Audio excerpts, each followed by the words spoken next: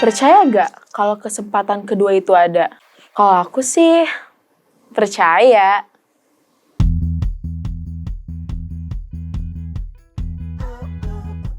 Gimana kita tahu bahwa seseorang ini tuh udah memakai kesempatan keduanya itu, yaitu yang benar-benar berubah? Kalau hatinya baik, kata-katanya juga akan keluar dengan baik. Tapi kalau hatinya udah nggak baik, ya tetap aja kata-katanya juga akan keluar dengan tidak baik. Mari kita juga menolong orang lain untuk dia juga boleh terbantu, dia juga boleh mengenal Tuhan dengan lebih baik. Coba menempatkan diri kita dalam posisi orang lain.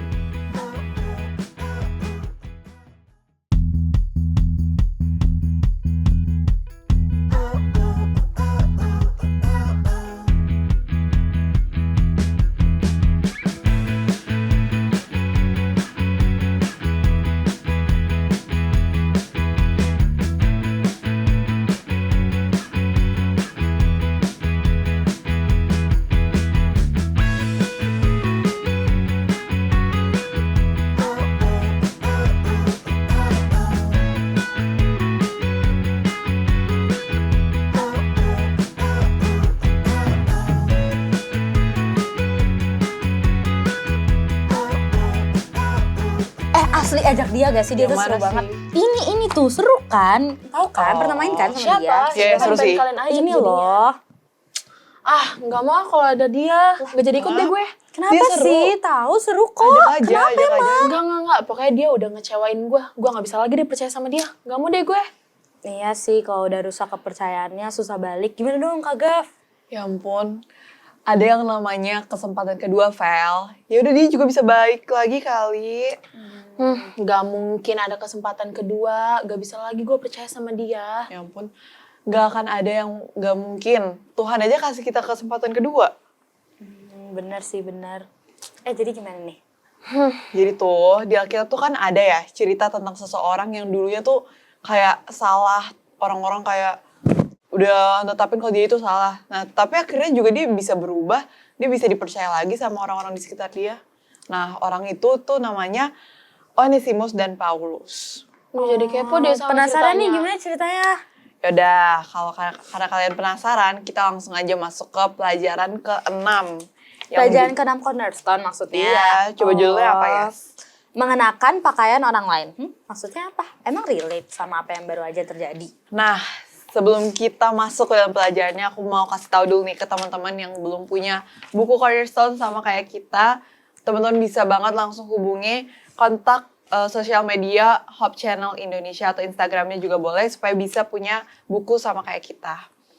Nah, teman-teman juga yang belum punya bukunya bisa juga untuk buka di Filemon 1 ayat 4 sampai 21. Nah, langsung aja kita baca ceritanya. Aku duluan deh yang baca Ya ya. udah. Boleh deh, Ya, Kak siapa Feli. tahu bisa berubah nih pikiran aku kan. Oke. Langsung kita masuk ke dalam ceritanya. Aku mengucap syukur kepada Allahku setiap kali aku mengingat Engkau dalam doaku, karena aku mendengar tentang kasih-Mu kepada semua orang kudus dan tentang iman-Mu kepada Tuhan Yesus. Dan aku berdoa agar persekutuan-Mu di dalam iman turut mengerjakan pengetahuan akan yang baik di antara kita untuk Kristus.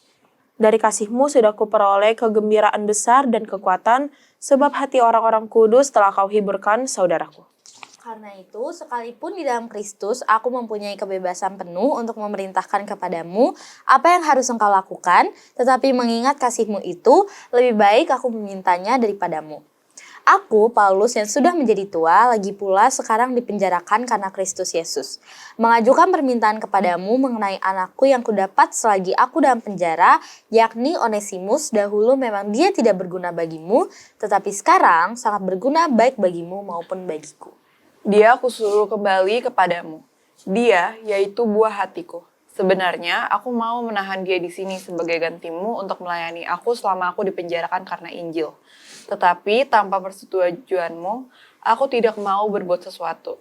Supaya yang baik itu jangan engkau lakukan seolah-olah dengan paksa, melainkan dengan sukarela. Sebab mungkin karena itulah dia dipisahkan sejenak daripadamu, supaya engkau dapat menerimanya untuk selama-lamanya. Bukan lagi sebagai hamba, melainkan lebih daripada hamba. yaitu sebagai saudara yang kekasih, bagiku sudah sedemikian, apalagi bagimu, baik secara manusia maupun di dalam Tuhan. Kalau engkau menganggap aku temanmu seiman, terimalah dia seperti aku sendiri. Dan kalau dia sudah merugikan engkau ataupun berhutang padamu, tanggungkanlah semuanya itu kepadaku. Aku, Paulus, menjaminnya dengan tulisan tanganku sendiri. Aku akan membayarnya agar jangan kukatakan, tanggungkanlah semuanya itu kepadamu, karena engkau berhutang padaku, yaitu dirimu sendiri. Ya saudaraku, semoga engkau berguna bagiku di dalam Tuhan. Hiburkanlah hatiku di dalam Kristus, dengan percaya kepada ketaatanmu, kutuliskan ini kepadamu. Aku tahu, lebih dari pada permintaanku ini akan kau lakukan. Oh, Gitu jadi ini ceritanya. Jadi tuh Paulus menulis sebuah surat kepada seorang sahabatnya yang bernama Filemon. Di surat itu, Paulus mengatakan bahwa dia sangat bersyukur kepada Tuhan setiap kali mengingat Filemon dalam doanya.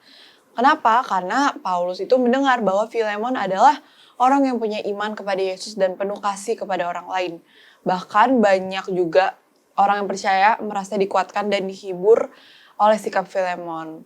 Jadi si Paulus ini menulis yang cukup untuk pribadinya gitu. Oh, lalu Paulus ini sebenarnya punya hak untuk memerintahkan Filemon melakukan sesuatu. Tapi ternyata Paulus ini merupakan seorang sahabat yang baik loh, karena dia tidak mau memaksa. Dia lebih memilih untuk meminta dengan penuh kasih. Apa yang Paulus minta? Emang apa ya? Nah, ini nih yang Paulus minta. Paulus berbicara tentang seseorang bernama Onesimus. Dulu Onesimus ini adalah hamba milik Filemon.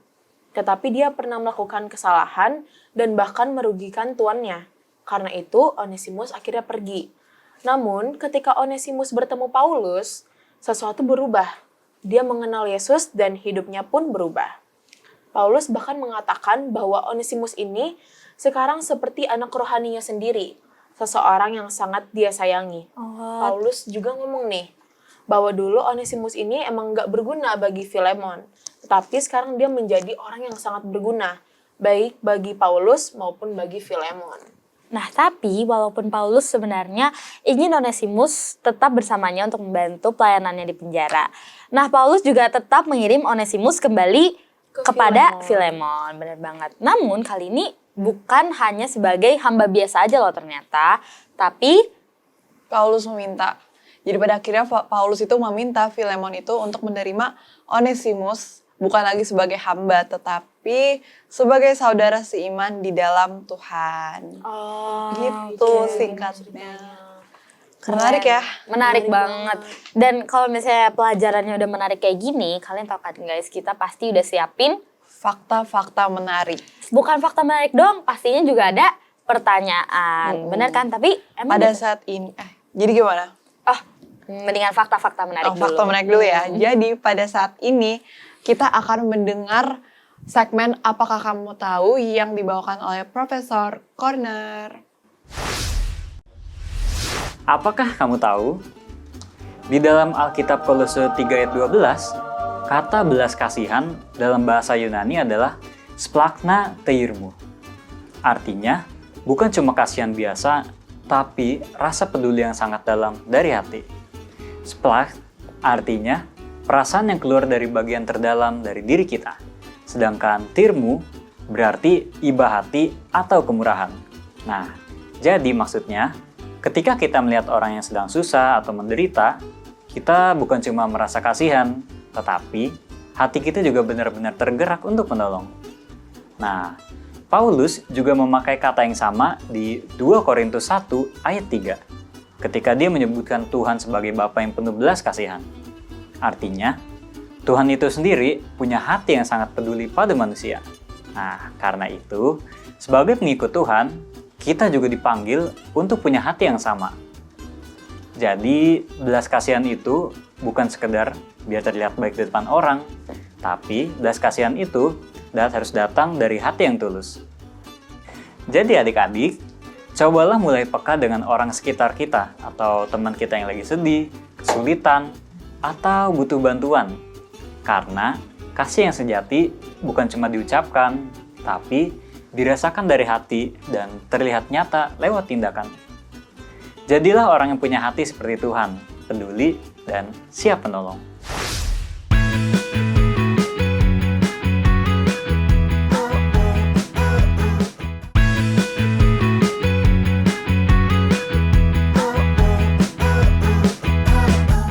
Hai teman-teman Cornerstone, kembali lagi di Cornerstone Connection. Program ini hadir untuk membimbing kamu mempelajari Alkitab lebih dalam lagi bersama satu-satunya pendeta Benny Tambuna. Ralat, bukan satu-satunya pendeta, tapi ini merupakan pendeta yang setia di Cornerstone. Gimana kabarnya pendeta? Puji Tuhan. Kayaknya beda kan beberapa ini ya. Poninya sekarang agak Iya, udah ada poni pendeta, udah. Unik ya. Nah, Oke. jadi pendeta, kami tadi sudah mempelajari pelajaran keberapa tuh Kak Gavrila? Ke-6. Keenam, dan itu menceritakan tentang siapa Kak Feli? Tentang Paulus. Dan Paulus lagi. Onesimus. Oh, Onesimus dan Filemon ya. Yap. Ya, benar. Nah, tapi pendeta, karena kita udah lumayan mendalami pelajarannya, karena sudah paham, sekarang banyak pertanyaan yang kayak udah bermunculan gitu pendeta di Tapi ya di kita. pikiran kita. Tapi sebelum itu kita baca dulu nih ayat intinya yang terdapat di Filemon 8 dan 9. Karena itu sekalipun di dalam Kristus aku mempunyai kebebasan penuh untuk memerintahkan kepadamu apa yang harus engkau lakukan. Tetapi mengingat kasihmu itu lebih baik aku memintanya daripadamu. Oke. Judul pelajaran ke-6 kita ini mengenakan pakaian orang lain. Jadi siapa yang mau ajuin pertanyaan duluan? Oh, Aku duluan, Dia karena aku udah kepo banget nih pendeta. Jadi, pertanyaan aku adalah, pendeta dari pelajaran ini, apa sih yang menjadi hubungannya dengan ayat inti yang baru saja kita baca, yang terdapat dalam Filemon 8 ayat 9. Filemon 8 sampai 9. Ya. Iya, bahwa buku Filemon kan hanya satu ya, maksudnya satu pasal aja. Itu sebabnya 8-9 maksudnya ayat 8 ayat 9 gitu ya. Dan, kemudian kan ini diberikan kepada Filemon bahwa tadi tentunya kalian sudah bahas, sudah baca ya, bahwa ini ada masalah di sini dia dengan Onesimus ya. Kemudian Onesimus ketemu dengan Paulus, kemudian dia cerita bagaimana nih ya. Sekarang Paulus memberikan surat kepada Filemon, ini nih orang yang dulu kerja sama kamu, kalau sekarang gitu ya, pegawai kamu ini ya, ini sekarang nih dia sudah bertobat ya, ayo dong terima lagi. Gitu ya. Jadi hubungannya dengan pelajaran kita dengan judul yang diambil adalah bahwa gimana sih kalau kamu itu seperti Onesimus. Kamu itu sebagai Onesimus. Sedangkan di lain pihak, Onesimus merasa di dalam kesusahan saya, di dalam keadaan saya yang ini, masih ada orang yang mau menolong saya seperti Paulus. Ya. Itu jauh lebih penting baginya dibandingkan dengan hal-hal lainnya. Seperti itu. Oke, next siapa yang mau bertanya? Coba. Love deh. Oke, aku. Oke, jadi pendeta kan Onesimus ini kan diberi kesempatan kedua kan setelah hidupnya berubah. Nah, gimana kita tahu bahwa seseorang ini tuh udah memakai kesempatan keduanya itu, yaitu yang benar-benar berubah? Iya, tentunya seseorang kalau melakukan satu hal yang tidak baik, dia lari dari tuannya, ya dia lari dari tuannya, kemudian dia bercerita kenapa dia lari, kemudian dia menyesalinya, tentunya itu akan kelihatan bahwa dia berubah. Tapi kalau dia lari, kemudian pernah kerja di mana, misalnya itu ya, nggak pernah, belum pernah kerja saya di mana-mana, gitu kan. Ya tentunya ini dalam konteks hamba ya zaman dulu. Oh saya nggak pernah kerja di mana-mana, ya berarti dia belum berubah, gitu kan. Tapi kan pada waktu dia menceritakan siapa dia, bagaimana dia nikahnya, kemudian bagaimana Filemon dan lain sebagainya melakukan hal ini, maka kita lihat bahwa orang ini sudah berubah. Dalam kehidupan kita biasa juga kita kan bisa tahu orang itu memang berubah beneran atau memang tanda kutip bahwa orang itu hanya ini bohong aja loh, paling sama lagi kayak dulu gitu kan. Sering kita seperti itu. Tapi kalau kita lihat memang dia sudah berubah, ya dia berubah loh dari gaya hidupnya, dari apa semuanya. Dia sekarang udah berubah, ya nggak seperti dulu, nggak seperti apa. Itu akan kelihatan dari dari kehidupannya. Jadi tidak hanya sekedar ngomongannya, saya ini kan udah berubah gitu. Saya ini hanya luarnya aja, ngomongnya aja saya keras-keras, apa semua, sebenarnya hati saya baik. Nggak begitu juga kan, dari hati timbul. Yang keluar itu kan semuanya ya. Kalau hatinya baik, kata-katanya juga akan keluar dengan baik. Tapi kalau hatinya udah nggak baik ya tetap aja kata-katanya juga akan keluar dengan tidak baik. Oke, pendeta. Next question nih. Sebagai anak muda, bagaimana kita bisa belajar melihat orang lain itu bukan dari masa lalunya, tapi dari apa yang Tuhan sedang kerjakan dalam hidupnya sekarang? Iya, selama mungkin kita tidak merasa tersinggung, biasanya kita bisa terima. Tapi kalau itu akhirnya kita tersinggung dengan dia, biasanya kita ngungkit masa lalunya. Ya, kalau bisa lagi baik, wah udahlah masa lalu, oke, masa lalu gitu kan. Tapi begitu kita ribut dengan dia, tuh kan dulu dia begini juga nih, dulu dia begini, dulu dia begini, dulu dia begini, dulunya itu diingat-ingat lagi semuanya. Ya, nah kita kan masuk kepada bahwa ini sudah ada perubahan, dia sudah rasakan akan hal itu, maka kita akan tahu, oh begini loh, ini yang lakukan semuanya. Dan kita coba menempatkan diri kita di pihak orang itu. Pelajaran kita memberikan dua hal secara khususnya, bagaimana kita, kalau kita seperti orang itu. Jadi kita jangan menempatkan diri kita, sebagaimana saya sekarang, kalau saya seperti dia, saya bikin apa ya? Saya akan mengatakan apa? Ya. Tapi dari pihak juga bahwa dengan orang yang dalam keadaan susah, kemudian ada teman yang dekat datang, rasanya menyenangkan.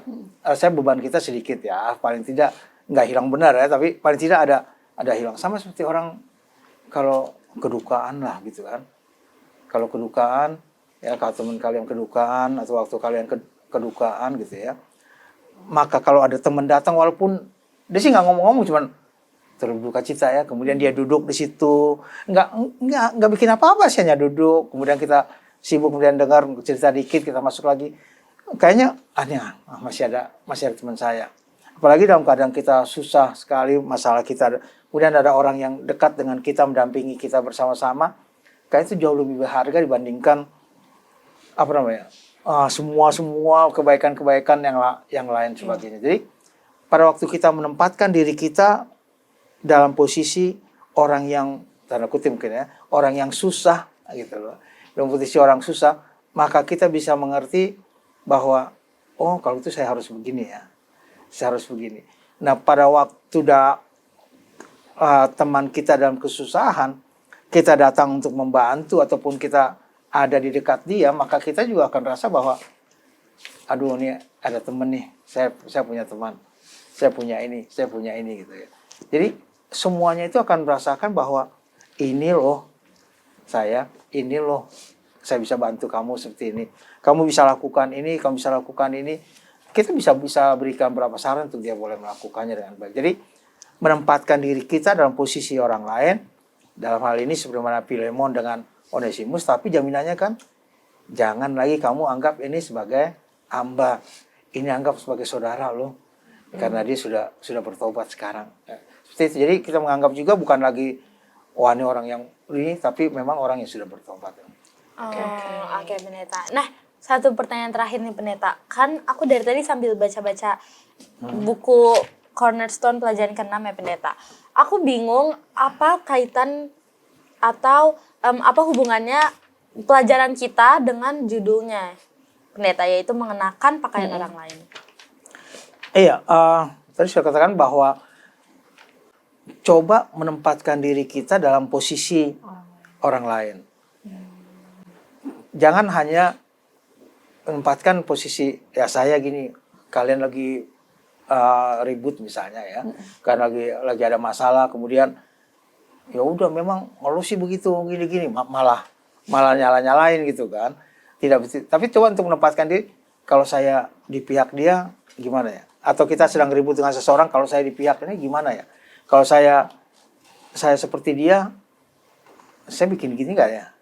Saya akan gini enggak ya? Jadi kita punya pertimbangan bahwa ini bukan pakaian hanya pakaian saya saja, tapi kalau kita pakai pakaian orang lain, cara pikir orang lain, posisi orang lain, maka kita akan mengeluarkan kata-kata tentunya untuk menguatkan orang yang dalam keadaan kesusahan. Oke, terima kasih Oke, pendeta. terima kasih, pendeta, atas Ya, jawabannya. semua pertanyaan. Nah, kan tadi udah dijawab oleh pendeta. Sekarang kita kepo nih, apa pendapat teman-teman kita. Jadi sekarang kita akan masuk ke dalam segmen Apa Pendapatmu?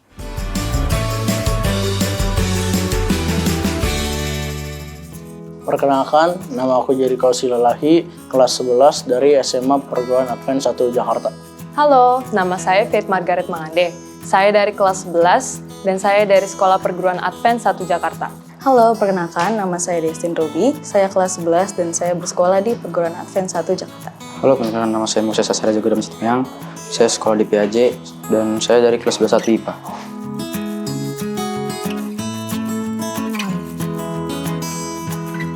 Perasaan aku saat meminjam pakaian orang lain, rasanya biasa aja. Terus kalau nyaman atau tidak, biasa saja juga. Karena aku minjam saat sedang butuh aja gitu. Jadi kalau rasa nyaman tidak. Saya pernah menggunakan atau memakai pakaian orang lain. Namun saya pribadi merasa tidak nyaman karena saya takut pakaian yang saya pakai itu akan kotor atau rusak. Aku pernah minjam pakaian orang lain dan jujur, perasaan aku kurang nyaman karena itu punya orang lain dan aku nggak ada kepemilikan sama sekali dan aku juga takut apakah itu bisa rusak atau enggak. Biasa aja karena saya meminjam pakaian orang lain tuh kalau lagi butuh aja.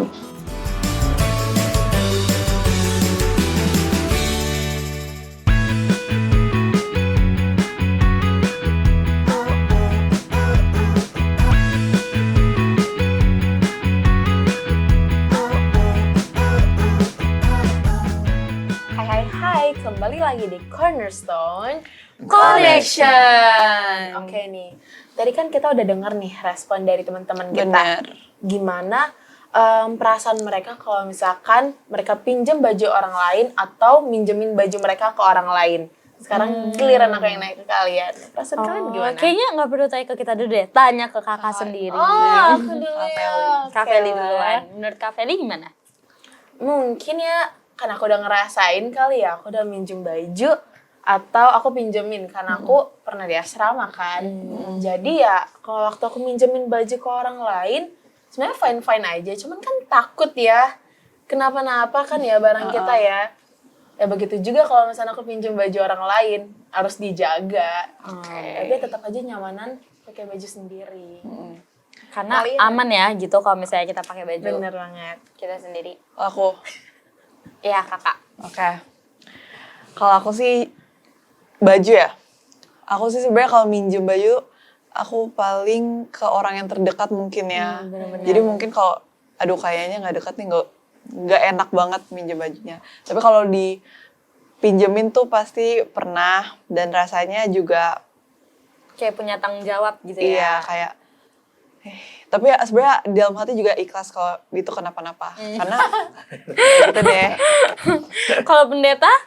Kamu belum. Ayo Gak apa-apa, udah sama pendeta. Nunjuk orang terus nunjuk orang Oh terus. ya udah, pendapat aku sama sih pendeta. Kalau misalnya aku pinjam atau bahkan dipinjemin baju, ya fine aja bener kayak orang-orang terdekat aja. Tapi pasti ada rasa tanggung jawab yang lebih lagi pendeta karena ini tuh bukan punya saya gitu, bukan punya gue. Sama Kalau juga. pendeta? Sama juga. Kita tentunya kalau kita minjem juga memakai barang orang lain kan kita awas-awas juga ya. Awas-awas untuk jaga dengan baik ya. Kalaupun barang kita dipinjemin kita juga masih bagus nanti, masih ini enggak nanti ya. Kita juga seperti itu. Sama aja. Oke. Dan karena pendapat udah, terus Pertanyaan pertanyaan udah. udah. Terus sekarang kita mau ngapain? Nah, kita mau minta pendeta buat kasih kesimpulan sekalian dengan doa tutup untuk teman-teman Cornerstone yang menyaksikan tayangan Cornerstone, teman-teman yang studio dan pelajarannya. Baik, kesimpulan pelajaran kita mengenakan pakaian orang lain. Paulus memberikan surat kepada Filemon untuk menerima Onesimus, orang yang sudah dilihat memang ada perubahan dalam hidupnya. Perubahan dalam hidupnya itu digambarkan dengan terima dia sekarang sebagai bukan lagi dalam tanda kutip hamba, Tetapi saudara seiman yang sudah bertobat, yang sudah sekarang sama dengan kamu, maka kamu menerimanya dengan baik. Dengan kata lain, Paulus coba memberikan bahwa ini loh cara mendapatkan satu pemikiran bahwa kalau posisimu seperti ini, maka kamu harus lakukan hal demikian. Dan Onesimus dalam hal ini juga merasakan bahwa dengan adanya Paulus, dia rasa satu hal yang lebih nyaman dalam kesusahannya, ada orang yang menolong dia untuk keluar daripada permasalahan yang ada. Dengan kata lain, siapapun kita, bagaimanapun kita, mari kita dekatkan diri kita dengan orang lain, mari kita juga menolong orang lain untuk dia juga boleh terbantu, dia juga boleh mengenal Tuhan dengan lebih baik. Oke, kita berdoa.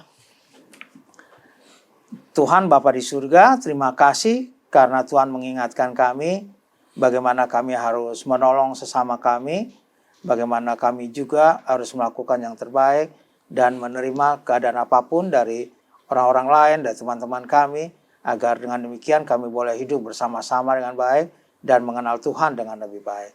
Tuhan boleh berkati semua orang-orang muda dimanapun mereka berada, juga yang bersama-sama di studio ini. Tuhan berkati yang sakit, Tuhan berikan kesembuhan. Kami berdoa dalam nama anak Yesus Kristus, Tuhan dan Juru Selamat kami. Amin. Oke, terima kasih pendeta sudah menemani kita pada episode ke-6 kali ini. Oke, sampai ketemu teman-teman Cornerstone yang selalu setia mencari dan belajar firman Tuhan melalui Cornerstone Connection.